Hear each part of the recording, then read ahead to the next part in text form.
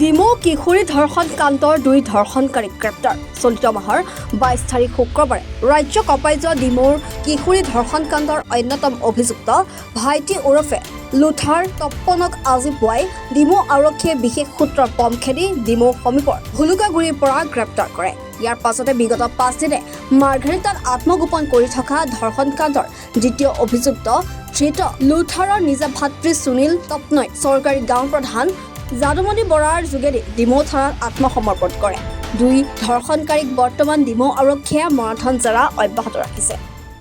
কেৱল সভ্য সমাজেই নহয়, সমগ্ৰ মানৱ সমাজক লজ্জানত কৰা ঘটনা, যি ঘটনা সংঘটিত কৰিলে মই এজন চৰকাৰী গাঁও প্ৰধান, মোৰ এলেকাৰ ভিক্টিম যিগৰাকী ধৰ্ষিতা কিশোৰী তেওঁ মোৰ এলেকাৰ, আৰু যি দুজন যুৱকে ধৰ্ষণ কৰিছে, যি দুজন যুৱক অতি ক'বলৈ বেয়া লাগে যে তেওঁলোক নিজৰে ভাতৃ হয়, তেওঁলোকে যি জঘন্য ঘটনাটো সংঘটিত কৰিছে, অতি পৰিতাপৰ বিষয় আৰু অতি জঘন্য বিষয় যে এনেধৰণৰ ঘটনা কোনো বিবেকবান মানুহে সহ্য কৰিব নোৱাৰে।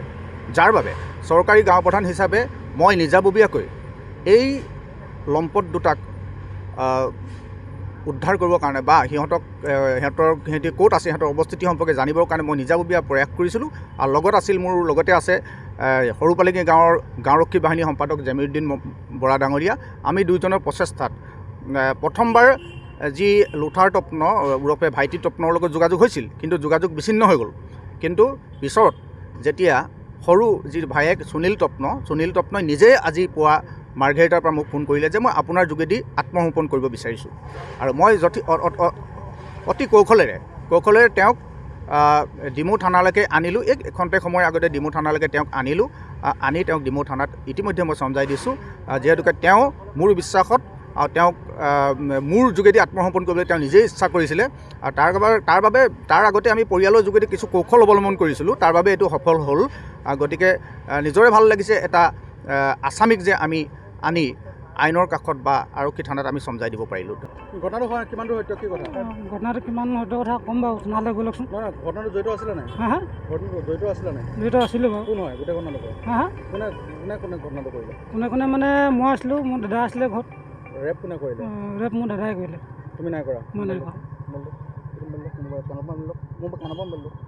কি কয়, আৰু সেইদিনা কি হৈছিলে গোটেই ঘটনাটো কোৱাচোন? সেইদিনাখন কি হৈছিলে মানে, সি ফোন কৰি মোক মাতিছিলে, ছোৱালীজনী ফোন কৰি মোক মাতিছিলে, মাতি মেলি বোলে আজমাই যাম বুলি ক'লে।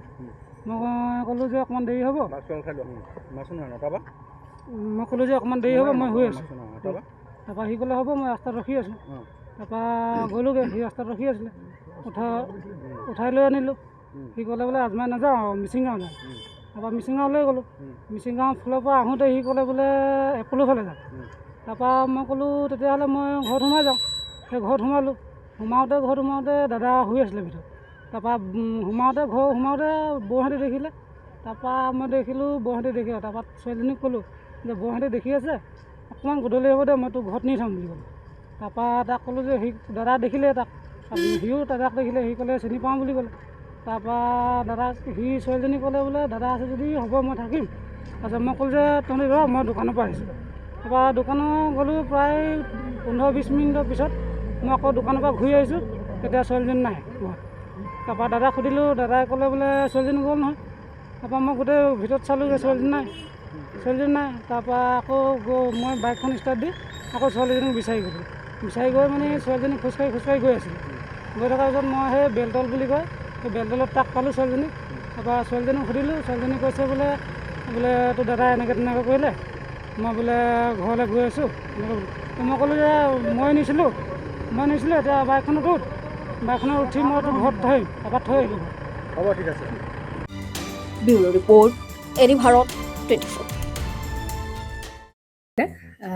জুবিন গাৰ্গৰ গীতসমূহৰ ওপৰত আধাৰিত গানে কি আনে নামৰ এটা সুন্দৰ অনুষ্ঠান আপোনালোকৰ ওচৰলৈ আহি আছে অতি শীঘ্ৰে।